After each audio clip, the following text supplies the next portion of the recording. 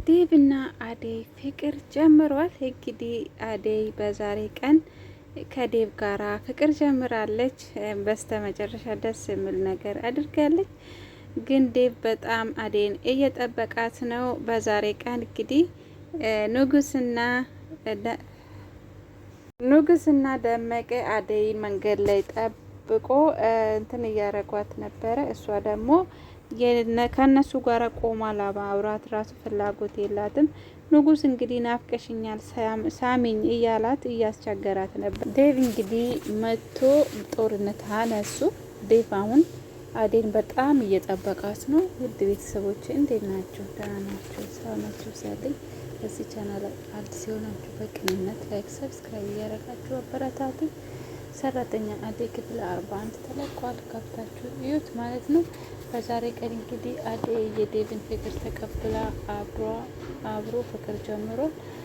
ዴቭ በጣም ደስተኛ ነው፣ ግን ደግሞ አደይ ግራ ተጋብታለች። አደይ ፍቅር ውስጥ አይደለችም። ቢሆንም ግን ወደፊት እንደምታፈቅረው ተስፋ አለኝ። አደይ በአሁኑ ሰዓት ስለ ቤተሰብ እንደገና ስለ እህቷ ስለ ህይወቷ ጭንቀቱ ይሄ ነው እንጂ በብዛት ፍቅር ላይ እያተኮረች አይደለም። ቢሆንም ግን ህይወት እስከ መቼ ነው? ጥሩ ሰው ካገኙ ልብ መስጠት እንደዛ ቦታ መስጠት ያስፈልጋል ብዬ ነው የማስበው። ዴቭ ታውቃላችሁ፣ ዴቭ መልካም ሰው ነው፣ ትዕግስተኛ ነው፣ ለሰው መጥፎ አያስብም። ትዕግስት ስላለ ነው አደይን ያገኘው። አደይ እንግዲህ በአንድ ቀን ለባርኮት እሺ ብላ ነበረ። ትክክል አልሰራችም። አደይ የራሷን ችግር ስላየችው ብቻ ባርኮት ችግርን ይሸፍንልኛል፣ የቤተሰብ የእህቴ የኔን ይሄ ሁሉ ችግር ተሸፍኖልኝ ሰው ሆኜ ይኖራለሁ ብላ ነበረ። ሰው ቤት ተቀጥሮ መስራት ደግሞ ምን ያህል እንደሚከብድ የሚያውቁ ሰው ብቻ ነው የሚያውቀው። አይታችኋል ፍቅር ስንቴ እንደምታንቋሸሽ ስንት ነገር ነው ያደረገቻት። ዛሬ ራሱ ፍቅር በአሁኑ ሰዓት በጣም ተቃጥላለች፣ በጣም አዝናለች። ምክንያቱም ዴቭ አታለች። ዴቭ ደግሞ ሰራተኛው ስለወደደው እንዴት እኔ ከፍ ያልኩ ልጅ እያለው እንዴት ሰራተኛ ያፈቅራታል ብላ በጣም ተናዳለች። እና የሆነ እቅድ አቀደች። አደይ ከዚህ ቤት ማባረር አለብኝ ብላ ውሃ አፈልታ አፍይልኝ ብላ እሷ አፍልታለች። ስትመጣ ምን አደረገችው? እጇ ላይ ደፋችው እና የአደይ እጅ ደግሞ ተቃጥሏል። እና ዴቭ እንግዲህ ሁለቱም ይቅርታ እንዲጠይቋት አደረገ ሊዲያንና ፍቅር ማለት ነው። ያው ታውቃላችሁ ለምለምና ኤላ ተጣልቷል እና ለምለም ከዛ ቤት ወጥታለች። መሄጃ ስታጣ መንገድ ላይ ነው ያገኘዋት እና እንደገና ደግሞ ኤላ ለዴቭ አደራ ሰጥቷል። ለውጭ ሀገር ለመሄድ ተዘጋጅቷል እና ለዴቭ አደራ ሰጥቷል። እኔ እንደ ሰራተኛ አንተ ጋር ትኖር፣ እኔ ደግሞ ከዚህ ብር እልክለታለሁ፣ አንተ እንደ ቀጠርክ አስመስለ የእሷን ደግሞ ስጣት እያለ ነው። ምክንያቱም በኋላ ስለምፈልጋት ብዙ ቦታ ስላላት ማለት ነው። ምክንያቱም ኤላ ለምለምን በጣም ያፈቅራታል፣ ግን ደግሞ አባቱንም ማጣት ለምለምን ማጣት ስለማይፈልግ አባትም ደግሞ ለሱ ትልቅ ቦታ ያለ ሰው ስለሆነ ለለምለም መጀመሪያ ቦታ መስጠት አልፈለገም። ትክክል ግን በአባቱ ነው በዛሬ ያደረሰው። ቢሆንም ግን የራሱን ህይወት ራሱን ነው ማምራት ያለበት።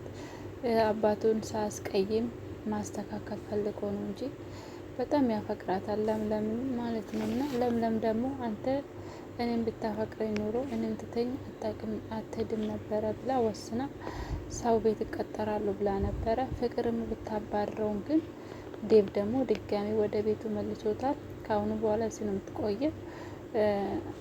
እንደገና ደግሞ ሌላ ሰራተኛ ከምንቀጥር ለምለም ከአዴን ታግዛት፣ እኔ ደግሞ አዴን የሚያግዛት ሰው ይፈልጋለሁ ያለ ነው። ዴቭ እንግዲህ አዴይ እንድትጎዳ አይፈልግም። ምስቱ አድርጎታል። ከወደፊት እንጋባለን እያላት ነው። አዴይ እንግዲህ አስበባታለሁ እያለች ነው። ብቻ እድለኛ ናት አዴይ፣ ሁሉም ሰው ይወዳታል። ግን የባርኮት ስሜት ብቻ ነበረ ማለት ነው። እና ግን ይቆጨዋል። አንድ ቀን እንደሚቆጨው ነው እኔ የተረዳሁት። ለምለም እንግዲህ ቤዛ ለባርኮት የምትሆን ሰው አይደለችም እያለች ስለሆነ አንድ ቀን ቆጫ አደይ እኮ በአንድ ቀን ነበረ እሺ ያለችው። ብቻ የዴቭ ጸሎት ፈጣሪ ሰምቶታል። ሊዲያ እንግዲህ በአሁኑ ሰዓት ለምለም ከቤት ወጥታለች ብላ ኤላ ጋር ሄዳ ኤላ ጋር መኖር ነው የምትፈልገው። ኤላ ደግሞ እኔ ለምለምን አፈቅራታለሁ ከለምለም ውጪ እኔ ሌላ ሴት አልፈልግም ማየትም አልፈልግም እያለ ነው። እና ለምለምና ሊዲያም ተጠማምዷል። እንግዲህ ደዛ ነው ብቻ መጨረሻቸው ምን እንደሚሆን አይታወቅም። ፍቅርና ሊዲያ ክፋታቸው እየጨመረ ነው የሚሄደው። ዴቭም ደግሞ ለእህቷ እየተቆጣት ነው።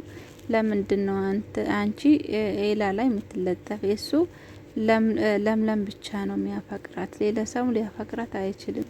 አንቺ ግን በግድ ሄደሽ እየተለጠፍሽ ነው፣ ልጁ ላይ ወንዶችን ማሳደድ ጀምረሻል እያላት ነው። እውነት ነው ይሄ ፍቅር እንግዲህ ሁላችሁም ባርኮት ስመጣ ከዚህ ቤት ያባራቸዋል እያለች እያስፈራራችሁ ነው።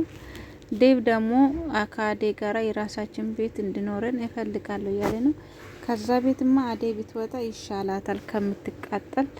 ገና ከፍቅር ጋራ ፍቅር በቀን በቀን ብዙ ነገር እያደረገች ነው። እስካሁን የአዴ እጅ እየተሻለት አይደለም። ግን እንደዛም ሆኖ ስሪ ነው የምትላት፣ አታስቀምጣትም። አንድ ቤት ወልዊ፣ አንድ ምግብ ስሪ። ምግብም ደግሞ ለምለም ሰርታ ብትሰጠው ምግብ ጥሩ አይደለም አሯል፣ ብዙ ነገር ነው እያለችው የምታስቸግረው። ፍቅር እንግዲህ አስቸጋሪ ልጅ ናት። መጨረሻውም አያምርም። እንደዛ ነው ቤተሰቦቼ። እኔ ከምንም በላይ የአደይና የዴቭ ነገር አስደስቶኛል። ለምለምና ኤላም እንግዲህ ከዛ ስመለስ አንድ ቀን አንድ ላይ እንደሚሆኑ ተስፋ አለኝ። ንጉስ ደግሞ ያሳዝናል። በአደይ ፍቅር እኮ ተጎድቷል። መቼ ቢሆን ግን አደይ ደግሞ እኔ የራሴ ህይወት አለኝ ማለት ጀምሯለች። ያው ዴቭ ጋራ አንድ ላይ መሆን ጀምሯል እና ምንም ማድረግ አይቻልም። እንግዲህ ጣፋንታ ካልሰጠ የሰው ነገር መውደድ ዝም ብሎ ማፍቀር ዋጋ የለውምና የራሱን ህይወት ብፈልገው ይሻለዋል። እንደገና የሚሰራ ሰው ነው። ሴት የምትፈልገው የሚሰራ ወንድ ነው። እሱ ለመንገድ ላይ ነው የሚቆመው። መቼ ነው ሰርቶ የሚያበላትና የተሻለ ህይወት መኖር ትፈልጋለች። አደይ ደግሞ እንዳያችሁ ቤተሰቦቿንም እህቷንም ማኖር ትፈልጋለች እና እንደዛ አይነት ደግሞ ጠንካራ ወንድ የሚሰራ ወንድ ካልሆነ የአደይ ፍላጎት አይሞላለትም ብዬ አስባለሁ። ንጉስ እንግዲህ የአደይ መሆን አይችልም መቼም ቢሆን። እንደዛ ነው ውዶቼ። እንግዲህ ሰራተኛ አደይ ይሄን ይመስል ነበረ ክፍል 41። በሚቀጥለው እንግዲህ ደግሞ የባርኮትና